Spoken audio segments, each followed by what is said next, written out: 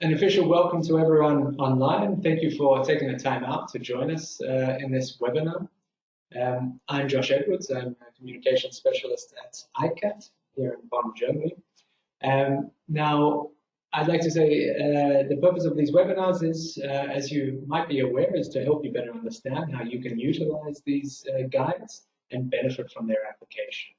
So whether that's improved policy design and implementation, or target setting, such as NDCs, tracking progress towards these targets, for instance, providing information for reporting domestically or internationally, and attracting finance by demonstrating the results of these effective policies. These assessment guides are just one tool from ICAT's toolbox that will help you do so.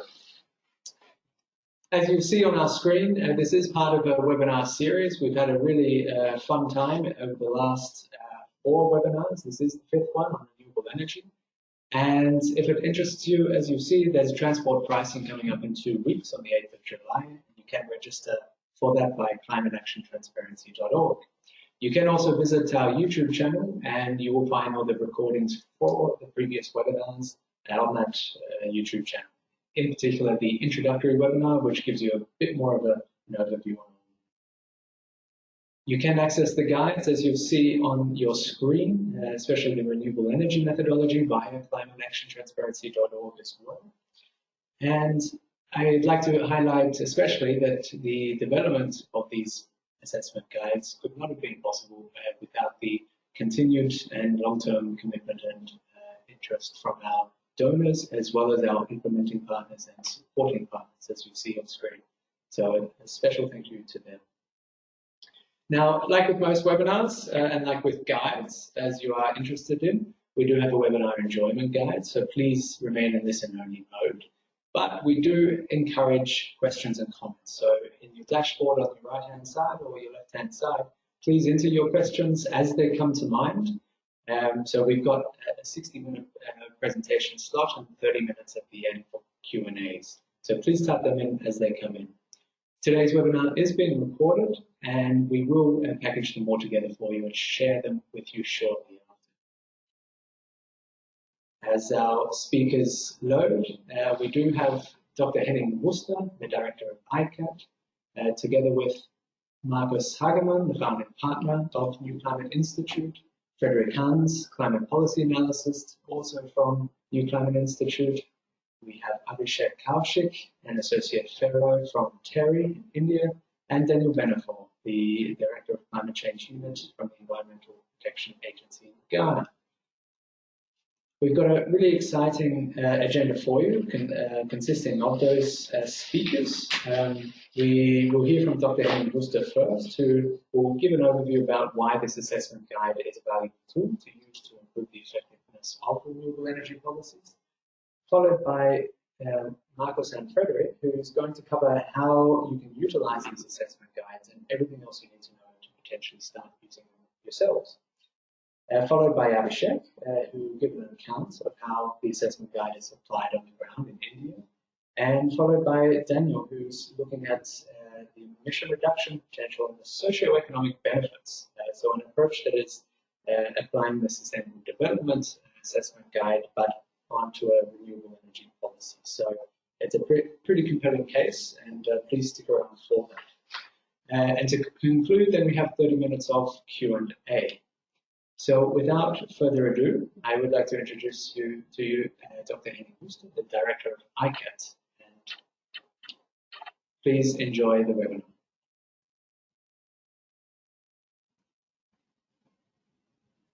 It's coming to.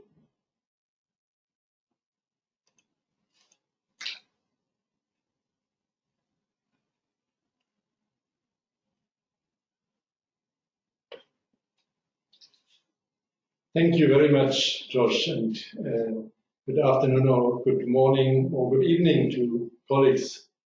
And very pleased to see so many of you connected. I'll give you a brief introduction on this topic, and I may go a little over my 5 minutes because renewables is really a topic that I'm quite passionate about, so sometimes I might get carried away. So I'll give you an overview of why we created this guide, how it fits into the series of guides, and how it can be utilized, but without the details that will be then covered by colleagues subsequently.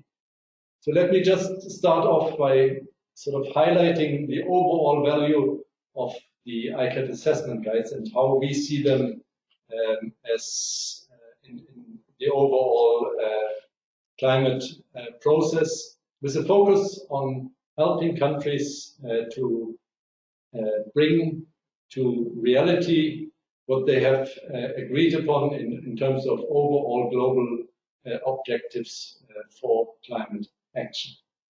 So the first reason why these guides can be supportive of countries is that they can help evidence-based policy design. So helping to build an effective policy that can actually be achieving the targets set and then also be implemented is the first and most important aspect of the transparency framework that we are supporting through these guides.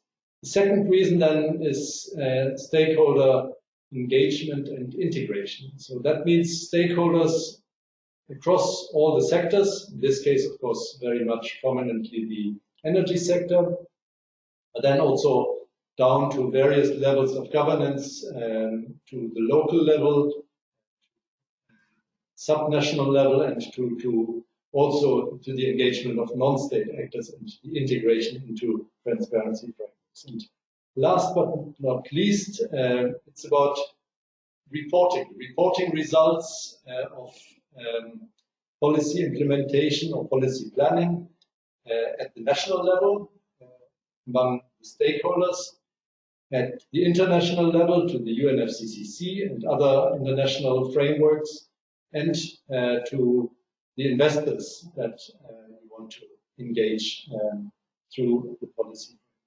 So effectiveness, integration, and accountability are the three aspects that I would like to highlight as the purpose of these ICAT assessment guides.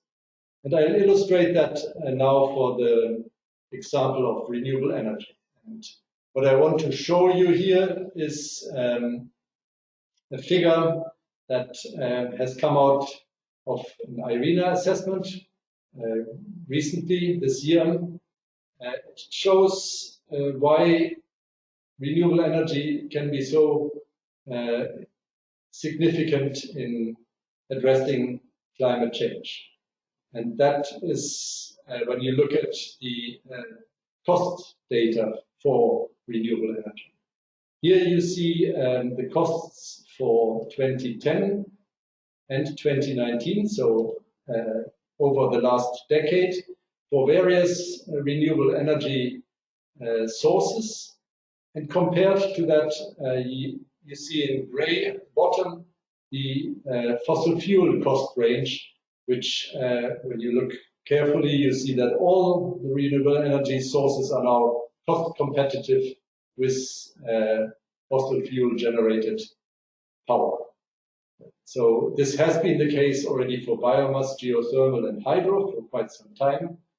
But now, over the last decade, also solar and wind have come into that range. And most importantly, also now recently, offshore wind and CSP, concentrating solar power, has reached that level. And that means 24 hours, 7 days a week, renewable energy, if you think about CSP technologies as the state of the art. So it's quite a significant development.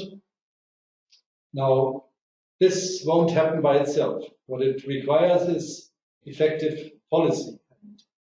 Only when you have a solid policy framework in place, then it is possible for countries to reach these levels of cost for the utilities sector.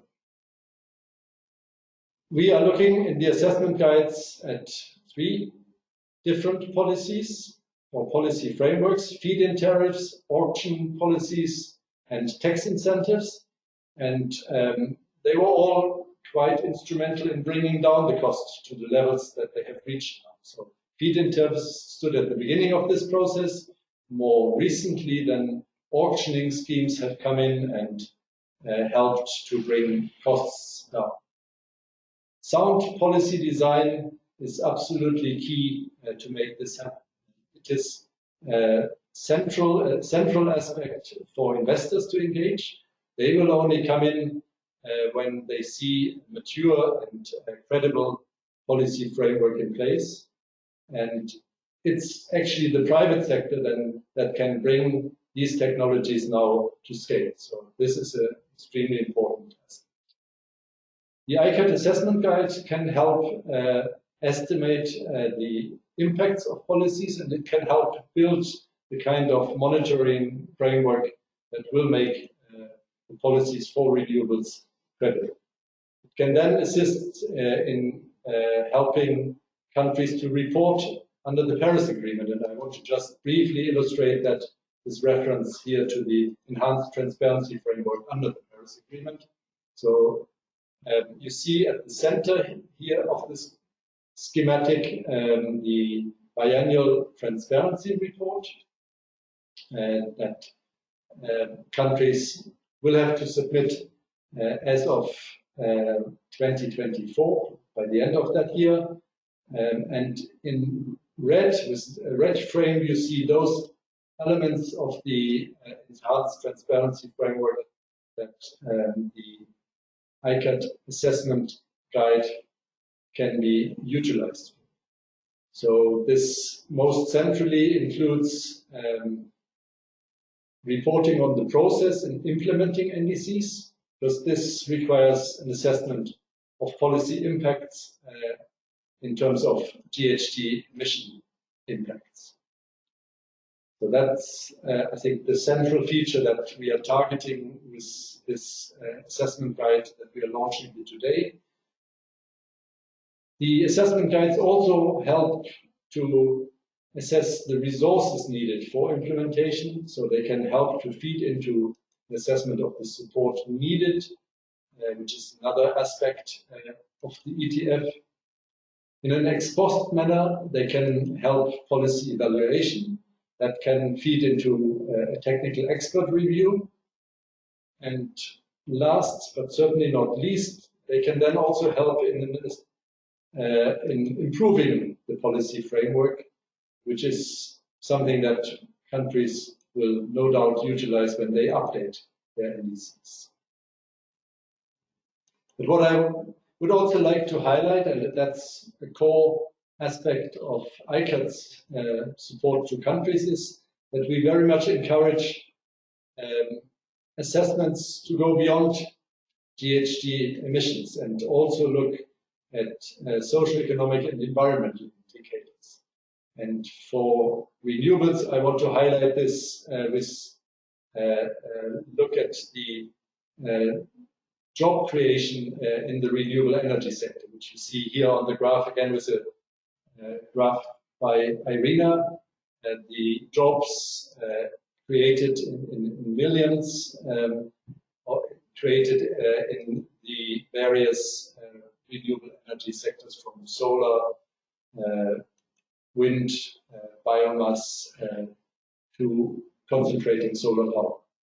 Biggest one is by far solar photovoltaics, and you might correctly indicate that this will often be due to the production of PV panels, which is often concentrated in some Asian countries.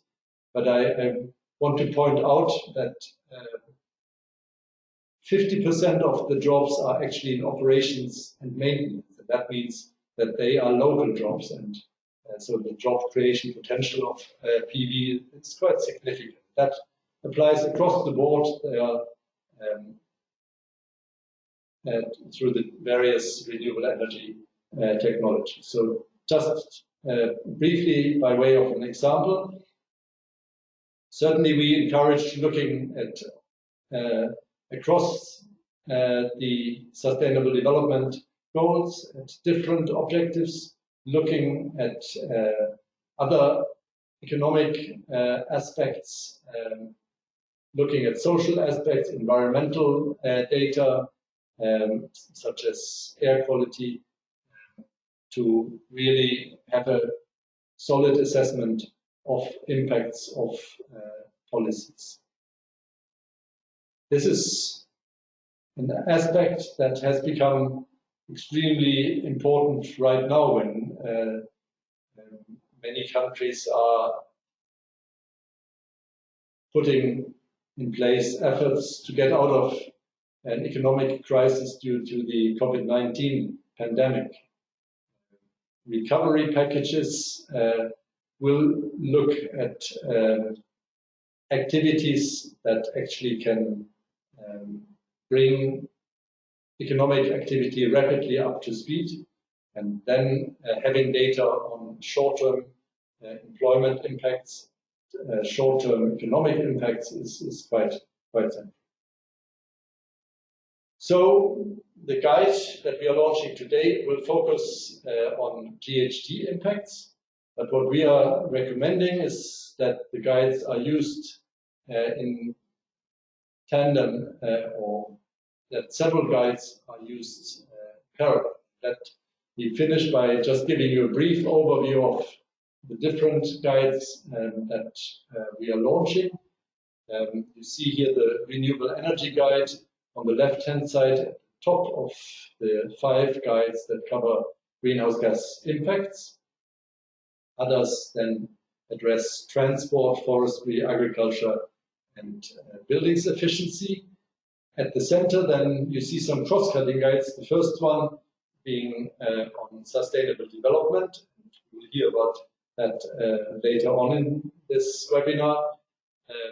And of course, that links back to what I just mentioned in terms of sustainable development impacts and the linkages. And then you have one guide that covers helps assess the transformation and change potential, a guide on non-state and subnational action to help integrate and aggregate impacts of such action. And then you have 2 process guides that cover stakeholder participation and technical review, which are really quite important in supporting policies and policy assessments. So we strongly recommend that they are applied together with some of the primary impact assessments. ICAT supports countries in building up the transparency framework that is needed, all the data and information that is required to conduct the kind of assessments that we are supporting here through these guides. Our approach is to support countries in preparing for effective policy processes, first of all with a view to have those processes in place domestically, so that then they can actually contribute to the global efforts and also fulfill their reporting requirements. I'm glad that we have some excellent presentations on examples when these guides were applied, and looking forward to that and then to questions from the audience. Thank you very much. And thank you very much, Henning, for that presentation. As Henning said, we do have an excellent panel of speakers, and our next one from the NewClimate Institute is Frederic, who's a policy analyst who's worked on tracking international climate action and the quantitative analysis of GHG emission trajectory scenarios and emission reduction efforts. So together with Markus Hagemann and more at NewClimate Institute, they were the technical leads of the Renewable Energy Assessment Guide. So welcome, Frederic, and thank you very much. Yeah, thank you very much, Josh, for the introduction. And yeah, also warm welcome from Markus's and my side to this webinar. So within the next 20 minutes, we would like to take you through some of the kind of concepts that we've developed this assessment guide around, also showcase a little bit with hypothetical examples how the guidance can then be applied, and of course also later on then having kind of the Q&As so that you can ask any open questions that you might have, or also comments that you would like to provide. With this, I would start quickly with the general objectives that we have with that methodology, which is also, as Henning already mentioned, to do both an ex ante as well as an ex post assessment. So the user has the options to look at renewable energy policies and assess them before they're actually being implemented, during implementation, or afterwards, to then have the appropriate information available for decision when it comes to policy design and action, to understand the effectiveness of certain policies and actions, and also do appropriate reporting along the way. In general, the guidance is mainly addressed, or the methodology is mainly addressed to policymakers and practitioners. However, of course, also analysts from research institutions or NGOs or other stakeholders can use the methodology, or also specific parts of it. And as I already said, it can be used at different points in time, and this is really up for the user to decide when best to use it for the particular use case. But it is, as I mentioned before, it is really the case that it can be used for policy, to assess policies before the actual implementation, during the implementation, or after, to get the appropriate information and analysis ready that is required for the domestic processes and the domestic decisions. Coming now to the methodology itself, the general structure of the methodology is based on the policy and action standard that some of you might be aware of, or perhaps even already have worked with in the past. So it was also the idea to have some sort of continuation there. It is structured in kind of 4 different parts. The first one is really introduction and on the objectives and different steps of the assessment. Then the second part is on defining the assessment, while then the third part, which is then really also the most substantial one and with the kind of key elements, so to speak, is on assessing impacts ex ante or ex post. And then the last section is on monitoring and reporting. In today's session, given also the scope and time available, we will mainly focus on chapter 3 and 4, and then on chapter 7, 8, and 9 on assessing the impacts. But of course, we are very happy to answer any other questions on other parts, also follow up bilaterally after that webinar. The problem that we basically faced also as NewClimate and Vera, together with the technical working group and also later on the reviewers, when setting up this methodology, is that the estimation of a policy's impact is rather straightforward. And this is mainly due to the fact that a policy itself cannot just be regarded in isolation, but of course the national context critically matters, as well as the distinct policy design characteristics, the effect of financial feasibility, and also other barriers in the national context. So for this reason, we also wanted to, or then with the concept that we came up with, we also wanted to directly incorporate all those different factors. In general, the setup of renewable energy policies can be quite diverse. So there can be policies that already have a distinct capacity cap in it, so a feed-in tariff, for instance, with a capacity cap, or an auction policy. So then in this case, it's then really about assessing whether there are any factors that prevent the policy from reaching this cap. Then there might be policies where there's a separate target in the country, a separate renewable energy target, for example. So then the question is really, okay, how and to which degree can a policy contribute to that? And then there are also situations where neither the policy nor the sector itself has a target. And then the question is really, okay, how much does the policy kind of contribute to general development? And so for all this, and the methodology also tries to kind of be applicable. And we will get into a bit more detail in a second. As Henning already mentioned, we narrowed the types of renewable energy policies down to feed-in tariffs, auctions, and tax incentives. That was done in close consultation with the technical working group, mainly to be a bit more specific and also provide very precise guidance and information on how such policies should be approached. But of course, the core concept can also be used for other policies. However, the guide itself or the methodology itself does not include any specific examples then for other policies than those three mentioned. But of course, those are also really influential ones, as Henning also outlined a little bit earlier. The methodology basically can be used for two different assessment objectives. The first one would be to assess absolute emission levels or also absolute levels of renewable energy capacity being installed vis-a-vis a target. So there would be, for instance, if there's an NDC target or any other target, that one could look at, okay, what is our ex ante or ex post estimation, how a certain policy contributed to that target. So that's the first kind of approach. The second one would be more to look at some sort of the potential of emission reduction in comparison to a hypothetical baseline. There were a lot of discussions also in the working group on whether one should prioritize one of these two approaches. We decided to include them both.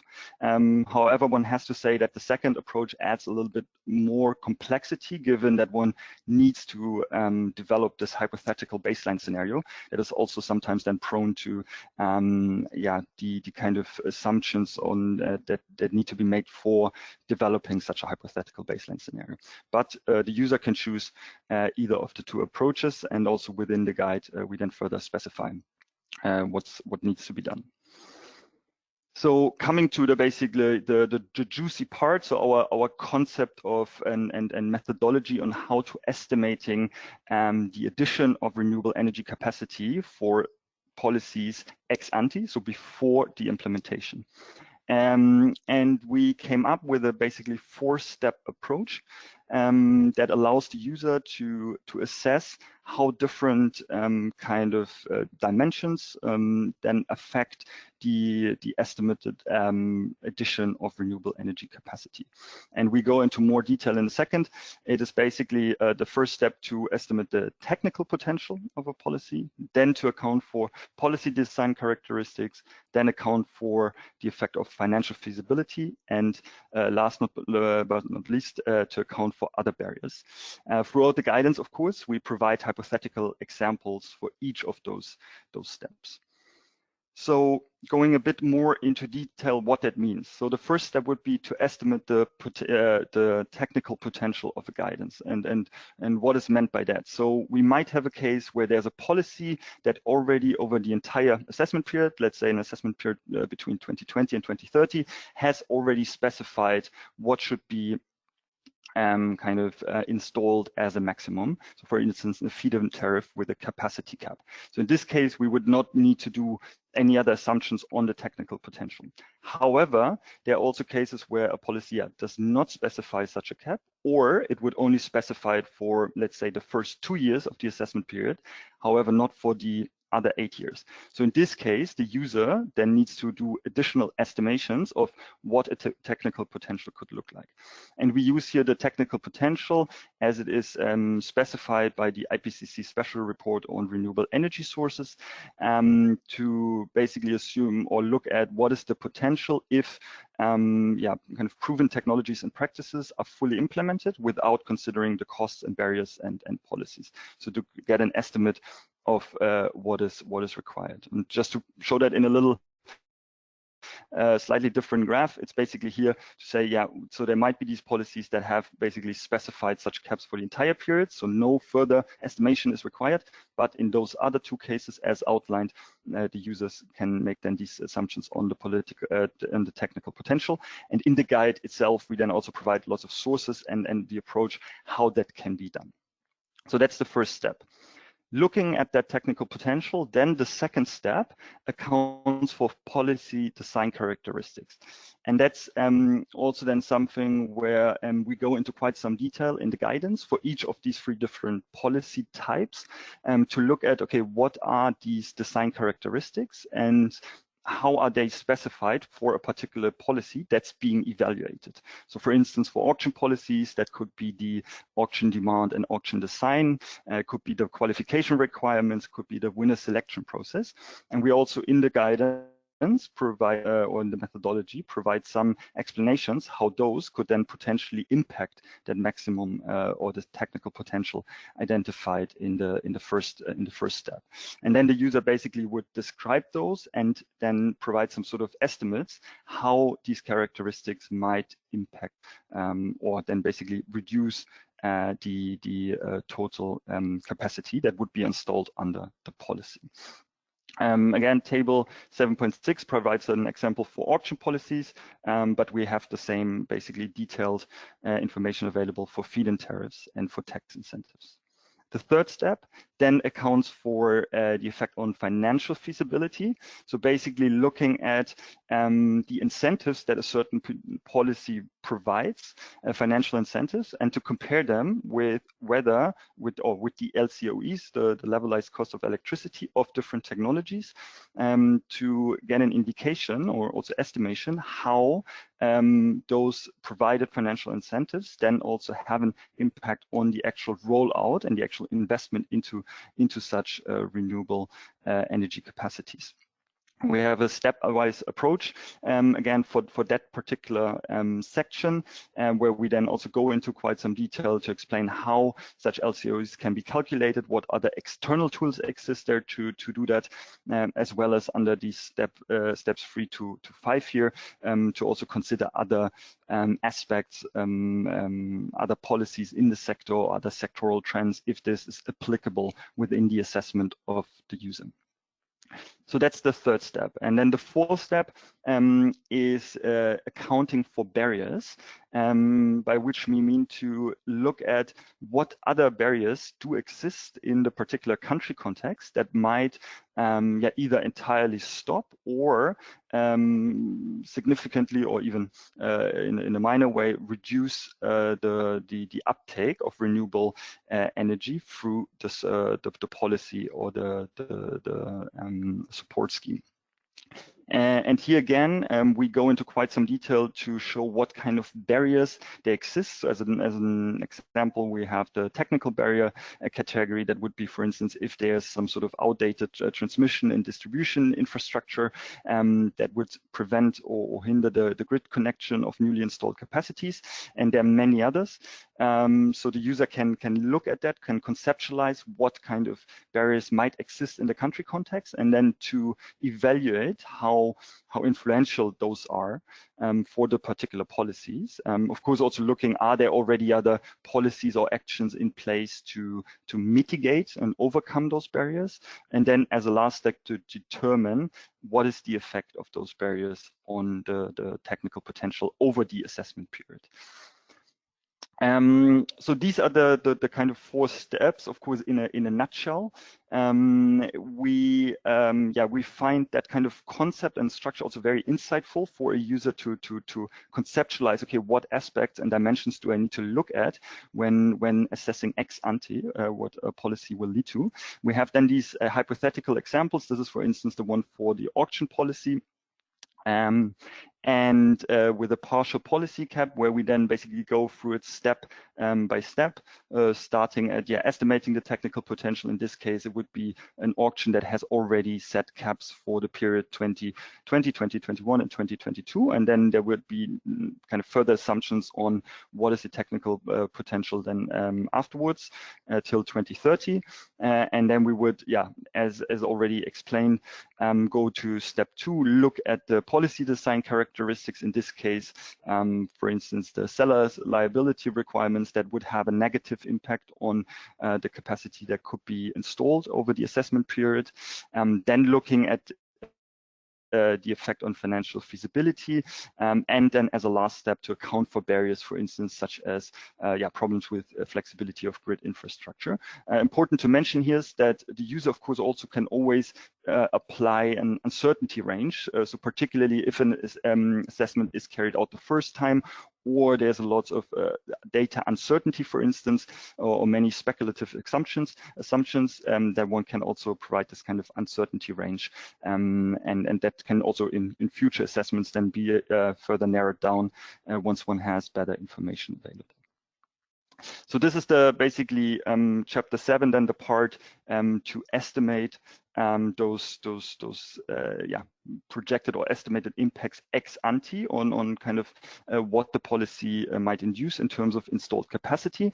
And then chapter 8 looks at, okay, how can the impacts on greenhouse gas emissions of a policy being quantified?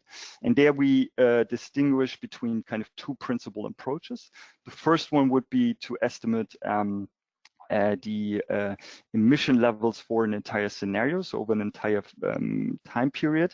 This is mainly, or should be mainly, done for kind of policies that are large-scale interventions and that have some sort of transformative impact into the energy system.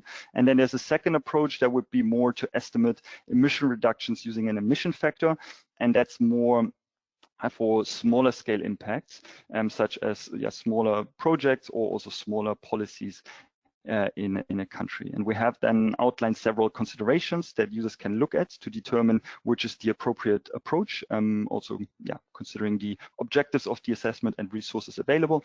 So this would be then the scale of the impact. So is it small or rather transformative? How big is the energy system that is being analyzed, the size of the intervention, what is the time frame of the intervention, is it short or rather really long-term and substantial, and again also what is the aim of the analysis? Is it to look at sectoral pathways, for instance, to meet an NDC target or a sectoral target, or is it more to estimate emission reductions in comparison to a hypothetical baseline? We then basically provide 2 estimation approaches for this. So the first one would be then the emission trajectory method, and then further differentiating into basically 2 different approaches depending on the in-country resources available. So there would be the more enhanced type that would be then really using and applying energy models. Also in many country contexts, those models already exist, and they are basically already applied. So that would be one option.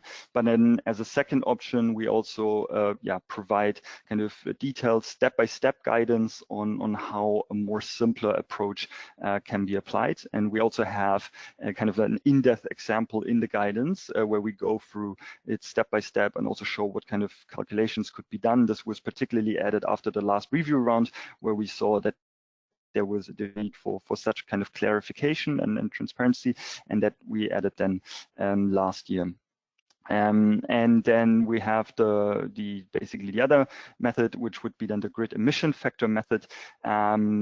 This would be then mainly done using existing guidance, for instance, from the CDM, the Clean Development Mechanism, that many of you might be already familiar with. And also again, like in the document itself, we provide lots of references where the user could look at how this can be kind of conducted, and such assessment can be conducted. So these are basically then the 2 options that the user have. So either to use an emission trajectory method or a grid emission factor method to quantify the greenhouse gas impacts of a particular policy after the assessment of how much capacity actually will be installed due to the capacity that's being done under or in chapter 7. This is just really for an illustrative purpose. Again, also re-emphasizing some of those points that I was just referring to, that for instance, in countries where there are kind of first-time interventions on renewables, etc., so the share of variable renewable energy generation is relatively small, that these could be cases, for instance, where the grid emission factor method could be, for instance, applied, but then the more transformative impacts are, and the higher the share gets, and the more also other energy system requirements and considerations need to be looked at, and in such cases then the emission trajectory method, and particularly also the energy system modeling, becomes very relevant and perhaps the preferred choice of method. With this, I come to the last point of this presentation, and this is then chapter 9, which basically focuses on estimating the emission levels or the emission impact of a policy ex post. So after it has been implemented, either fully implemented or even just kind of implemented for half of the period that the policy is being set up for. There again, we have a stepwise approach. First one would be to really determine, okay, what are the objectives of the assessment? So do we compare what has been achieved to a cap or to a target, for instance, in the context of NDC target achievement, etc. The second one would be, do we compare it to a baseline scenario? And the last one would be, do we compare it to an ex-ante assessment? And that's something, of course, that can be very relevant and also very interesting and insightful to run or to conduct an ex-ante assessment, and then after some time, or even after the end of the policy, to conduct an ex-post assessment and also learn from these kind of two assessments compared to each other, and what can we learn from this to make future assessments kind of better or enhance them.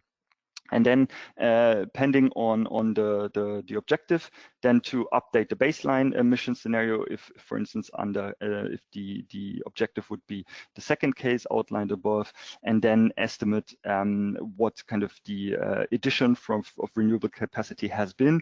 That's basically using monitored values.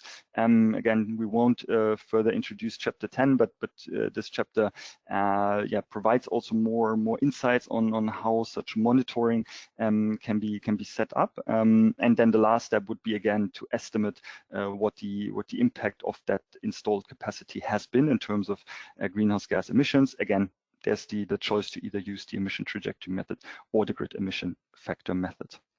So this is a very brief rundown of that 140-page methodology that we've developed. We really hope that you find this useful and insightful. We're looking forward to your comments and feedback and questions.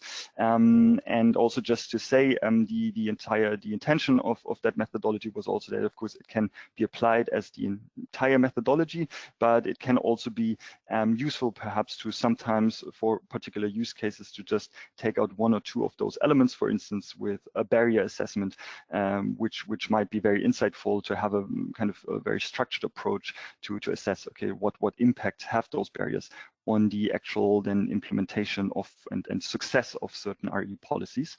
So basically, we try to set it up in a way that it's also useful for multiple use cases that users might have in their particular country context. And with that, I thank you for your attention, and looking forward to the Q&A session later on. Wonderful. Thank you so much, Frederic. And indeed, you did a very good job of getting those 140 pages down into such a concise presentation. So I hope everyone enjoyed that.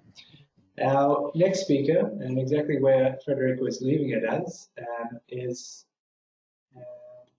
the ability to apply it on the ground in a real-life case. So here we have Abhishek from the Energy and Resources Institute in India. So the screen is yours, Abhishek. Thank you very much.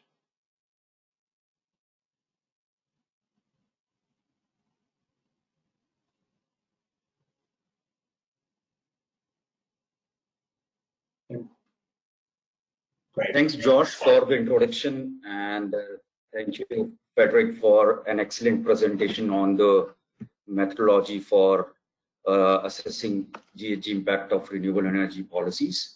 At the outset, let me thank ICAT for supporting TERI for carrying out a pilot study in India in collaboration with UNEP DTU partnership. So we began this work late in 2017 with an objective to look at key mitigation policies in building renewable energy and transport sector.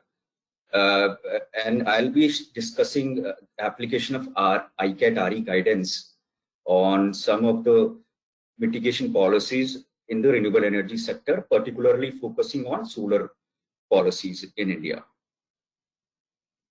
So as you can see on my slide, we actually launched 3 ICAT reports during the World Sustainable Development Summit early this year, which was launched by key dignitaries, including officials from Ministry of Environment, Forest and Climate Change in India, Ministry of New and Renewable Energy, and Dr. Wuester, of course, was there with us for the launch ceremony.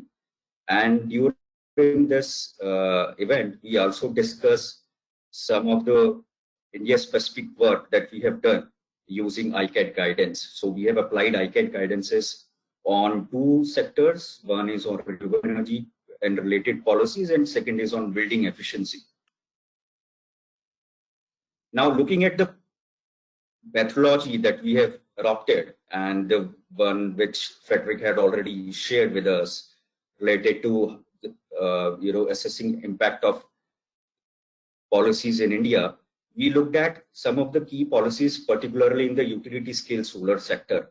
And in India, especially, for as many of you are aware that the focus is on solar and larger adoption of solar PV systems in India. And we have a target of 175 gigawatt, out of which 100 gigawatt is for solar installation.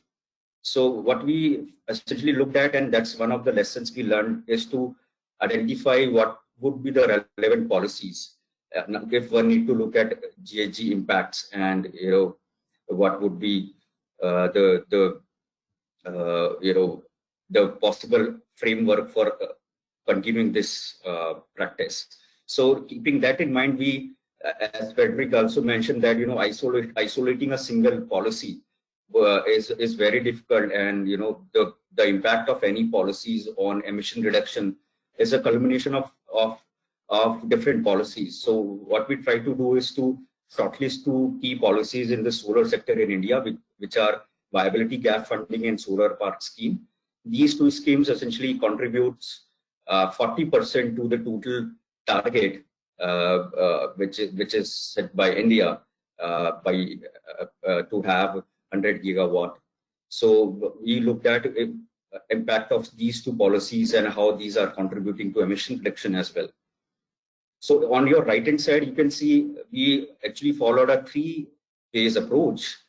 First of all, looking at mitigation potential, starting with identifying some of the policy characteristics, whether that's what is the type of that policy, what could be the potential GHG impacts of that policy, and then identifying and defining an assessment boundary. So let's say whether that boundary is helpful in reducing only just CO2 emissions, or whether it has impacts on other GHG emissions gases as well. And the second step that we followed is then to looking at some of the factors which are affecting full implementation potential of the scheme.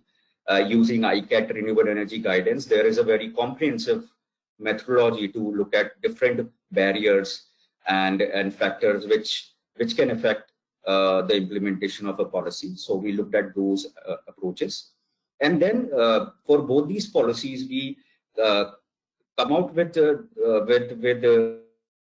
both ex ante and ex post scenario, and looking at in different scenarios, considering whether if let's say if there are no barriers in place, if the policy is in full implementation stage, so what could be the different emission scenarios. So in the second phase, we looked at that.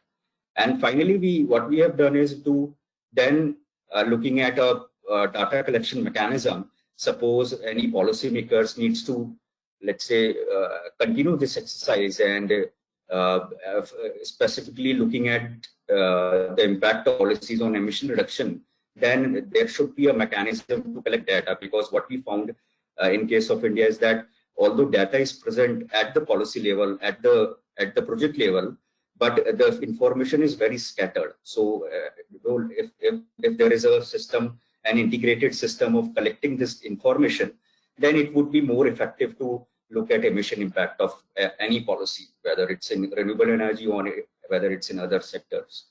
What in this process we also looked at an institutional framework, so looking at different stakeholders which are involved in implementation of the policies, and how some additional responsibility can be assigned to these stakeholders, so that they will be then in a position to also assess greenhouse gas impact of the policies.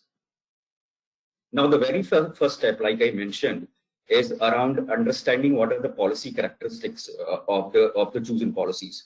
So, like I said, that we actually shortlisted two schemes. The very first is solar viability gap funding, which is there for the installation of a target of 750 megawatt, and the policy was started in 2013, and it is effective till 2022. And the second scheme is on developing solar parks in India, which was started in 2014 and will continue till 2022. In both these schemes, the nodal implementing agencies is Solar Energy Corporation of India, and which is an autonomous entity as part of Government of India, and they have the mandate to implement policies and also track progress, and also provide adequate support to all the states who are interested to avail benefits from the schemes. So that's how we try to identify what are the key characteristics of the policies and what are the possible impacts of these policies, and how this can be further taken into account when looking at MRV framework and data collection mechanism.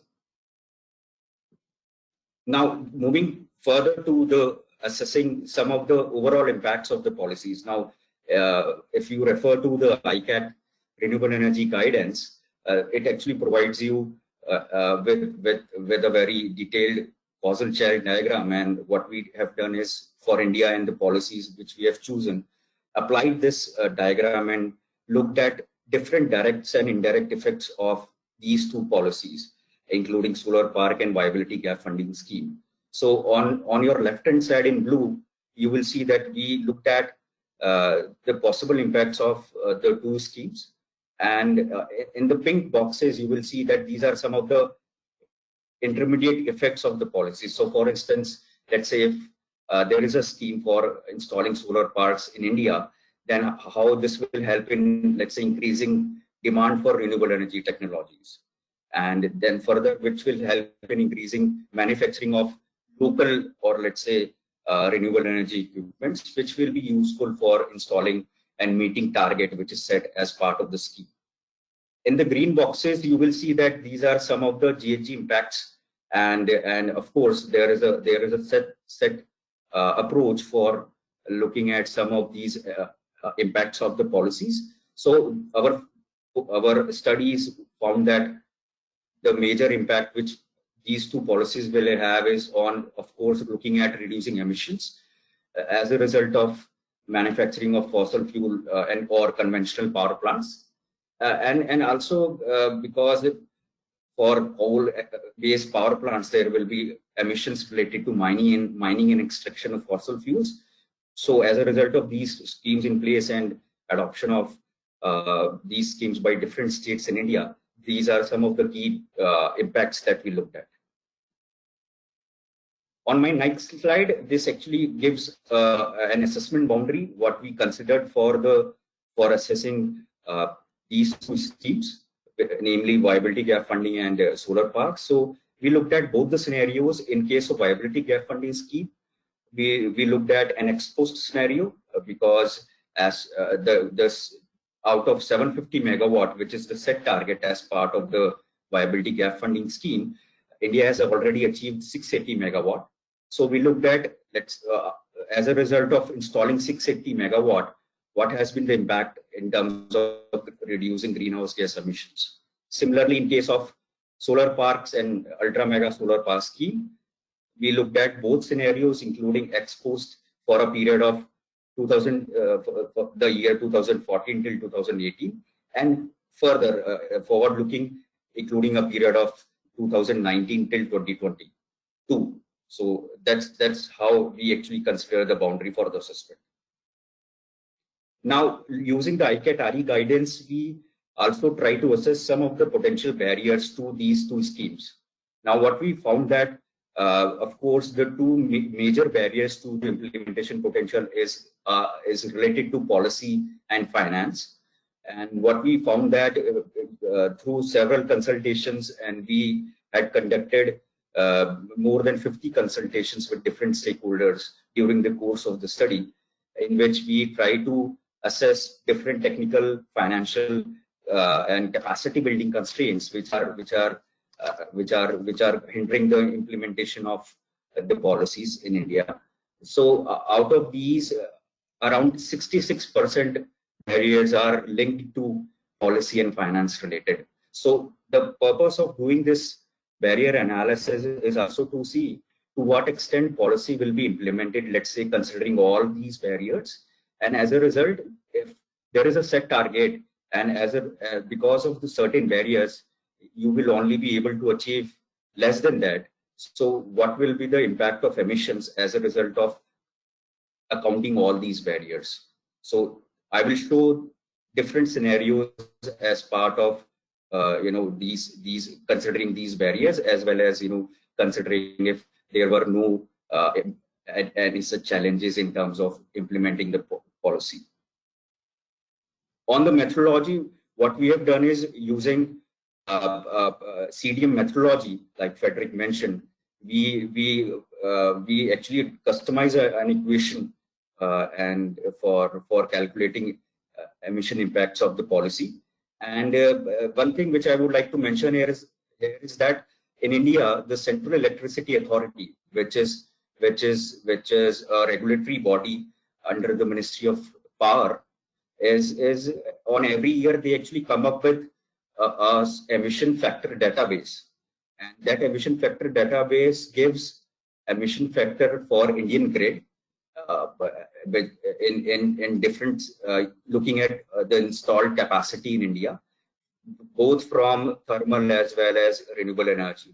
So using that Central Electricity Authority's database, we looked at emission factor, and also coupling this with the methodology which CDM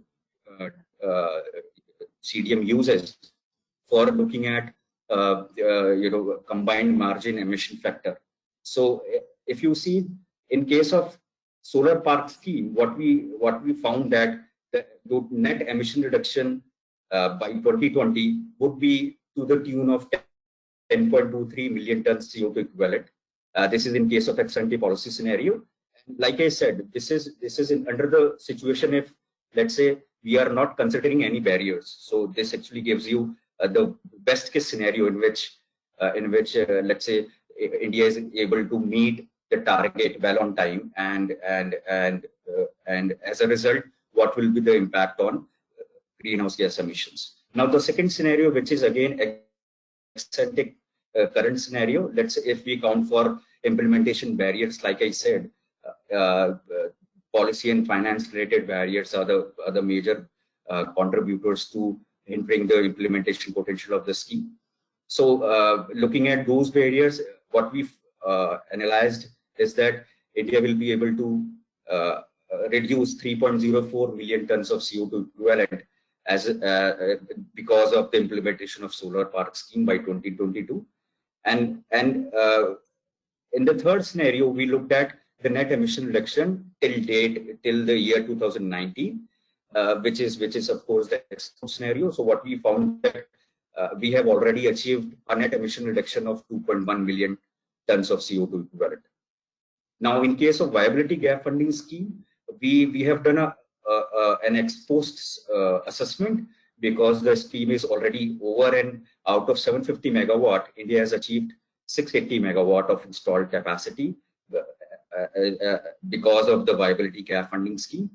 So what we have seen is that to the tune of 0.25 million tons of CO2 is something which India has already avoided till date as because of the scheme for a period of 2014 till 2018.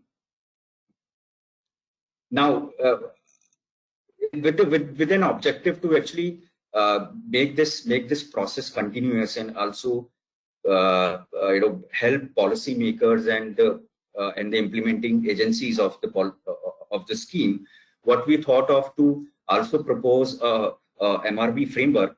I mean, the purpose here is just to help policymakers so that they will be able to use this kind of framework if they have a need to look at impact of a policy in terms of greenhouse gas emissions. So what we have done is we actually looked at different institutions who are currently involved in the implementation of a policy. So like I said, in India, there are different institutions which are involved in the implementation of both viability gap funding scheme as well as solar park scheme. So we looked at these institutions at 3 levels. So the very first level is at the project level, including at the park level, or let's say at the solar project level. So in India, there are project developers which are there to which are actually implementing solar park scheme, and they have data related to parameters which would be essential for looking at emission impacts. At the second level, we'll then look at the states. So what we have done is we actually see what are the entities which could be useful for looking at parameters on which emissions can be calculated. So at the state level, we looked at state transmission units, and at the national level, of course, the nodal ministries and the entities at the national level who are currently looking at implementation of the policies could play a role in assessing GHG impacts of the policies. Now, the one interesting thing what we also discussed with different stakeholders is to form a kind of coordination committee. We name it as MRV coordination committee, which will actually can be comprised of different national entities which are responsible for implementing solar policies in India. For instance, we know that already Solar Energy Corporation of India is the nodal agency for implementing viability gap funding, and we now have IREDA, which is newly inducted as the nodal agency for implementing solar park scheme in India. So senior officials or senior departments from these different institutions or the ministries can come together for the purpose of looking at GHG impact of the scheme. And further, this information can be shared with the nodal ministry. In India, we have Ministry of Environment, Forest and Climate Change, which is responsible for any climate change related disclosure and reporting GHG inventories, and as part of NETCOMs and BUR. So currently India is also looking at working on national inventory management system. So this information can be fed into the system, and that will be useful for looking at impact of the policies apart from impact at the project level, and will help policymakers to look at implementation potential as well as impact on emission reduction. Now, in my final slide, what I would like to discuss is some of the parameters what we looked at for assessing impacts of the policies in India. So on your left hand side, you will see that these are some of the data parameters which are very important for estimating emission reduction of the scheme. So we need data at the project level, like I said, related to installed capacity at the project level, and the electricity which is generated as part of the project, and then with the electricity which is supplied to the grid, as well as the emission factor, which I said every year is calculated by Central Electricity Authority here in India. So what we have done is we actually try to map out roles and responsibility of different stakeholders, including solar park developers, state transmission utilities, as well as Central Electricity Authority, and how this data can be further reported to for the purpose of estimating emissions. And on your right-hand side, you will see some of the proposed rules and responsibility for each institution with the main objective of assessing impact of the policies and scheme in India. Now, moving forward, what we also intend to do is to deep dive into of looking at some of the MRV frameworks, especially in the states, because in India, and I'm sure this is the case with other developing countries, that majority of the implementation rests with the state governments, and they have the responsibility to further roll out any scheme or policy. So what we thought of to actually look at state-specific kind of framework which will help institutions and key actors in the state to assess impact of the policies based on the progress which they have made on different policies and scheme in India. Now we are also looking at some kind of interventions which can be across different states, so that data collection mechanism can be further strengthened, because like I said, data collection is a key activity here, and having clear and defined roles and responsibility for each stakeholder would be very essential for doing an exercise like this. And what we are also trying to build up further is to have a monitoring information system, so that they can actually track the progress of the policies in terms of their impact on emission reduction as well as impact on sustainable development goals. So what we are trying to see is how this real-time system can be developed for the benefit of the policymakers, particularly at the state level, so that they can track the progress of these schemes. Now, apart from the renewable energy sector, we also are looking at developing India-specific guidance document, because one thing which we learned from our study in India is that countries are at different level of implementation when it comes to a policy, and there are of course different circumstances, and so you need some kind of customization if one needs to look at MRV framework or any guidance which is required for assessing GHG impact. So we thought of customizing some of the sectoral guidance document that are already there and developed by as part of the ICAT initiative, that can be useful for countries like India. The final activity is of course around capacity building, because one of the core component and what we also felt during the stakeholder consultation is that there is a lot more need, especially in case of India, to look at capacity building and training support on doing this kind of assessment, because the data is there, they have all kind of information in place. It's just a matter of helping them towards assessing impact of the policies in terms of the GHG as well as other co-benefits. So I'll stop here, and thank you very much for your patience, and I look forward to hear any questions during the Q&A session.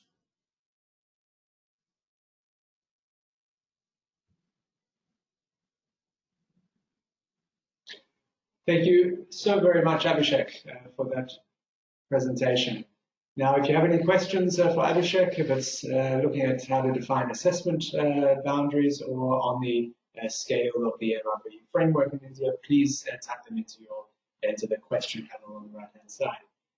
Without further ado, we do have Daniel Benefor from the Environmental Protection Agency in Ghana. So thank you so much, Daniel, for joining us, and the screen is yours. Good afternoon, everybody. I'll be very brief. So the focus of my presentation is on the how we applied the sustainable development tool for Ghana's rooftop solar program. So as you can see, the policy framework is quite clear, it's established. We have set a 10% maximum renewable energy target by 2030. We have established clearly the Renewable Energy Act that creates the legal and the regulatory framework for the promotion of renewables. So we are talking about establishing a renewable fund. We are talking about having to put in place an FIT scheme, which is currently being redesigned to be replaced with a competitive bidding scheme. We are also currently piloting a net metering scheme. So these are the regulatory framework. We have also last 2 years established a renewable energy master plan, which again is seeking to further scale up the renewable energy in the country. And again, the renewable energy is at the very center of the Ghana's NDCs, and we have this very important solar-related NDCs and their corresponding emission reduction potentials in the NDC. So it is a very important action when it comes to our NDCs. So the solar rooftop program was introduced in 2015. It was supposed to provide a load relief of about 200 megawatts. I mean, on the grid. And in the following year, the Energy Commission, which is responsible of this program, began the installation of the solar rooftop program. So the model is a very straightforward model. It's a capital subsidy model. So all the beneficiary households can potentially get a cash subsidy payment to cover the cost of the solar panels and an LED lamp, and then the beneficiary household will then bear the cost of the balance of systems. So you purchase your batteries, your inverters, and all the rest, and then the commission or the state will provide you with free solar panel and LED. Then each household is entitled to 500 watts minimum of solar panels. And then some of the households also are receiving funding or loan facilities from the banks to finance the cost of the balance of systems. So we set out to really establish and assess or evaluate the impact of the solar rooftop program using the SD assessment tool. And as it has already been established, the approach is the same as the previous speakers have said. You need to establish the boundary of influence. You need to identify the potential economic, environmental impacts, and then evaluate the impact as well. So in our case, we did that, and then we already indicated the different sources of data sets for the work. So we are looking at data from the solar market, green emission factors, the credit schemes, and all the rest. So we have to gather data from different sources to be able to apply the SD tool. So this is also similar to what the previous person said already. So you see, the model is quite similar, but focused on the green ones. So we focus on the green ones. The green ones are the economic and environmental and energy-related impact that we evaluated. The green ones, those in the green one, access to green energy instead of using the grid power. We also look at giving households disposable incomes. We are talking about skills development. We are talking about emission reductions. But the ones in blue are the ones that we excluded it from the assessment. The ones in the dash or the dash boxes were considered to have happened outside Ghana's boundary. So we look at three main impacts: the ones in blue, the ones in green, and the ones in the dash. And we focused on the ones in the dash. That then led us to how to collect data sets. So these are the assessment assessment indicators. For environmental, we are looking at GHG impact and also the health impact, and we are looking at the indicators, and we are looking at whether or not we could collect data for each of them. So the one that has been indicated as yes are the ones that we could collect data and evaluate the impact. So for environmental, we are looking at GHG and then the indicator of the tons of CO2 equivalent per year, and then we could do that. But we could not do that of the ones for gensets. So these are how we link the indicators for each assessment pillar to whether or not they were included in the assessment boundary. So this is also on air quality. For the same was done for air quality, and then the indicators, and then the ones that we included in the boundary. So we also looked at social. So under social, we are looking at energy and access to clean energy, and also capacity development. And also the same way we could indicate which ones are already part of the boundary of influence. And then the last one was economic. So we also looked at income, jobs, and all the rest as well. So just to indicate that the SD assessment allows you to combine three very important pillars: economic, social, and environmental, and then have an indicators as to how you can then collect data to be able to do the evaluation or the assessment of each of the impacts as a result of the implementation of the project. So these are some of this. This is just a shot of the results. So you can see clearly that is the baseline. These are the timelines for the assessments up to 2030. These are the quantifications of the various indicators in the baseline. So you can see that it is a mix of all the indicators when it comes to environmental, economic, and social at the baseline. And then the rest is then giving you the alternative scenario where the project is fully implemented, and then the effect. So what is very interesting is that you can see that once the project is implemented, it has not only one benefit, the benefits are multiple, and it allows you to display the benefits in a manner that you not only look at the GHG impact, but also look at the multiple impact of one single investment. That for us is a very important point to make. So you could evaluate the impact in terms of GHG, in terms of air quality, in terms of access to energy, in terms of jobs, and in terms of incomes. So that's what you see here. So in conclusion, we just want to highlight this very critical importance of the SD tool. As I said, it allows you to have a very useful way of assessing the full effect of climate actions, which usually focuses on emission reductions. The second point that we want to highlight is also the fact that not only will it allow you to do that, you are able to also put all the multiple outcomes or impact in a single dashboard, so that everybody who is planning can see the benefits across board. The third point is also the fact that not only do you do that, it also allows you to pinpoint the cross-sectorial benefits and also the local benefits of these actions. The next point that we want to highlight is also the fact that it is also a very useful tool for communication. If you're able to really reflect the full effects of climate actions, it really enhances the attractiveness of the actions.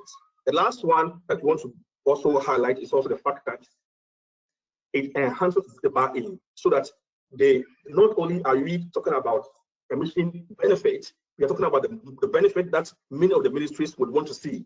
So again, it's also a tool to enhance communication and also facilitate buy-in. The last one is also the fact that these exercises comes up with data challenges. Access to data is almost always a challenge. And therefore, if you want to use the SD tool for your assessment, take into account the fact that data could be a challenge, and therefore plan towards dealing with it. Thank you very much.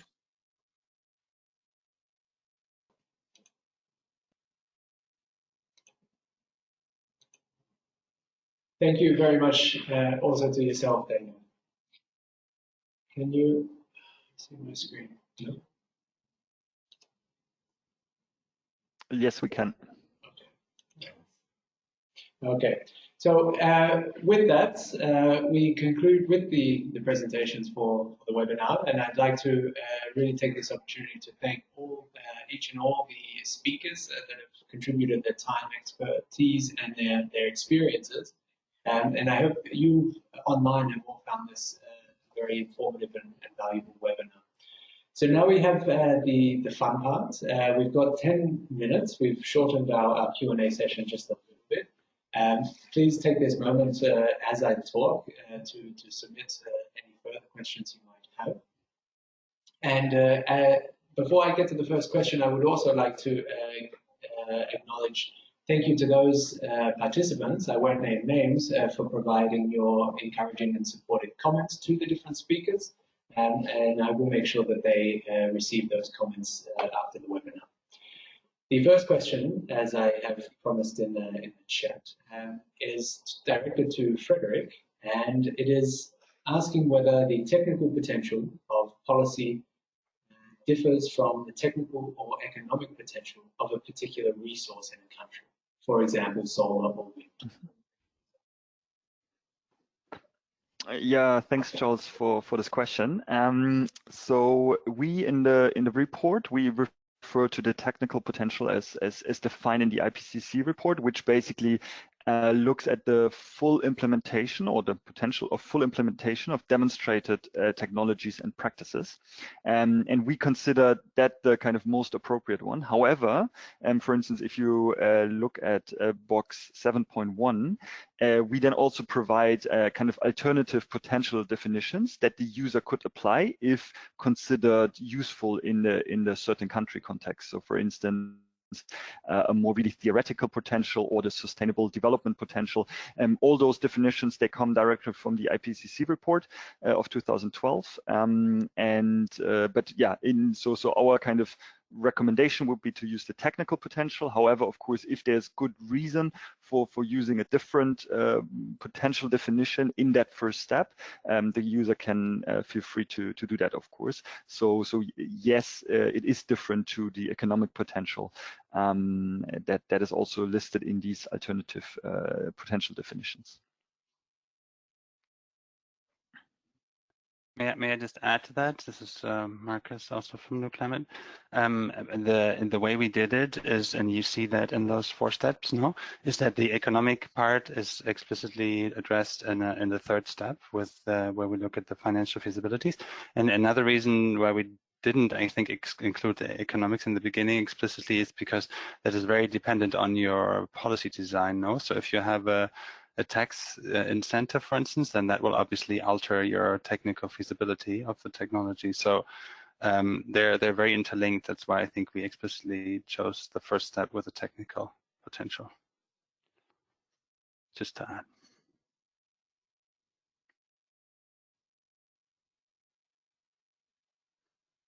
Did that answer the question?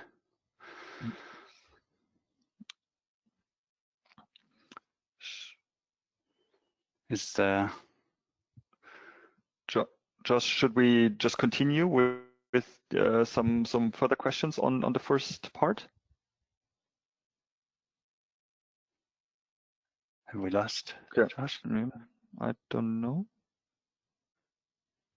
Yeah, I would then just to kind of. Okay. Thanks, Frederic. Sorry, Markus. Okay, you're back. Yeah. Our next question is also to the both of you. Is what is a policy cap? Is it similar to a sunset date or sunset provision? And is it similar to a renewable portfolio standard or a percentage goal for renewables in overall energy supply? So there, well, do you want to take that, Markus? Sure. Otherwise, I can. Yeah. Yeah, I mean, it is broadly defined, no, the policy cap, and it just means that in the sense that the policy gives an idea of how much installed capacity will come out of the policy.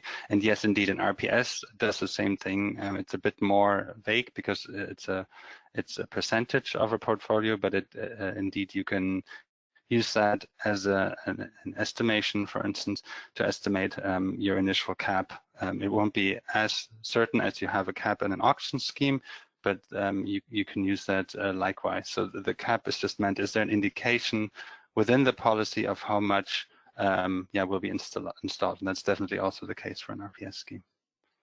And just to add to that, so there can be either on an annual basis, so that one would, for instance, say, yeah, with that auction policy, we tender so and so much capacity as a maximum per year, or it could also be, of course, for the entire policy.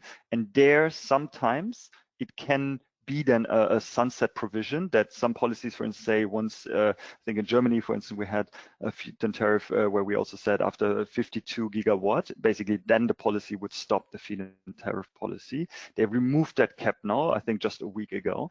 But basically, yeah, so there are different forms of policy caps. We also explained that in a bit more detail in the guidance itself on the methodology.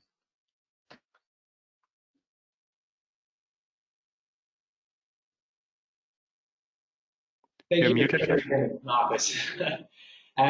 We have one for you, Abhishek, and it's referring to the potential release of a report from the project on the MRV system in India. Yeah, thanks, Josh, for the question. Thank you, Mr. Mangotra, for asking that. And yes, you know, the final reports are already there, and you will be soon be able to access them on our website, which is www.krin.org. So you will find the reports there. Yeah, thank you. Thank you, Abhishek. We have one that's just come in, and I think I will direct this at Henning. It's asking, can you comment a little bit about how the ICAT framework takes considerations of equity into account? Yeah, thank you very much. That's an interesting question. I mean, I would put the question under the set of sustainable development impact assessment. So, I mean, of course, ICAT itself does not have any recommendation on how to take equity into account. But when we encourage countries to look at the broader sustainable development impacts, then equity aspects, social aspects, gender aspects all come into the play, and it is, of course, up to those that will conduct the assessment which indicators they utilize. But clearly, there's a huge potential then to also take account of equity factors. Thank you, Henning. Another question for Frederic, and our questioner is asking if do you see a challenge between transferring cleaner energy technologies, so renewables, to developing countries, which will definitely help in decreasing GHG emissions and combating climate change, and the IPRs and know-how, which usually belong to private sector in developed countries? So can you comment a little bit about the challenge between transferring cleaner energy technologies to developing countries? Yeah, thanks for the question. I think this is a question a little bit kind of beyond the guidance itself, right? And what we addressed, of course, very relevant for many countries. Perhaps just to make the link to the guidance, what we of course do is, for instance, in this, or what is included in the methodology, is that in the barrier section, we can also, or the user can look also at such questions, right? Like what kind of technologies are available, how can those actually be rolled out, what kind of barriers might there exist? So this is also a way of accounting perhaps for these such a question or and in this context. However, of course, on this broader question on kind of know-how and IPR staying with more international companies in certain developing countries, I think that's in the guidance itself not being addressed. I don't know, Markus, whether you have something to add to this. Sure, there's what we see in many policies, I think where it becomes really relevant is a national content requirement, where as part of the policy design, there is a requirement that there is a certain share of the technology produced in the country and that quite a few countries have decided to implement that. And in terms of the guidance here, again, it would come in the barrier section, where you would have to look at and to what extent that can be fulfilled. But indeed, that if that is the case, then IPRs will play a relevant role. On the other hand, if it's not the case, there's a lot of international providers that provide turnkey technologies on a global scale, Vestas and others. So we see a lot of diffusion, no? Just going through turnkey technology. If that's good or not, that's something else to judge. But just to add to that. Okay, thank you once again, Frederic and Markus. And it's the unfortunate moment that the webinar has come to its time limit. So I'd like to again thank all of the speakers and panelists on the screen right now. Thank you for again providing your expertise to today's webinar. I'd like to say thank you to everyone who is online for staying with us and for joining us with this webinar. There is one last webinar in this series, so if you are interested and connected to the transport pricing sector, please make sure to visit climateactiontransparency.org to register for the webinar in 2 weeks. And with that, please sign up to our newsletters at ICAT at climateactiontransparency.org. Follow us on Twitter at ICAT Climate, and email us for any questions at ICAT@unops.org. Thank you once again, and we hope to see you in 2 weeks. And have a lovely afternoon and evening wherever you are. Thank you very much again.